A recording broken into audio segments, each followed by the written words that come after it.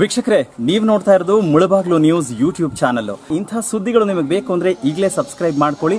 ಜೊತೆಗೆ ಯಾವ ನ್ಯೂಸ್ಗಳನ್ನು ಕೂಡ ಮಿಸ್ ಮಾಡ್ಕೋಬೇಡಿ ಅಂತ ಹೇಳ್ತಾ ಇದ್ದೀನಿ. ಇದು ಮುಳಬಾಗ್ಲು ನ್ಯೂಸ್ ಯೂಟ್ಯೂಬ್ ಚಾನಲ್.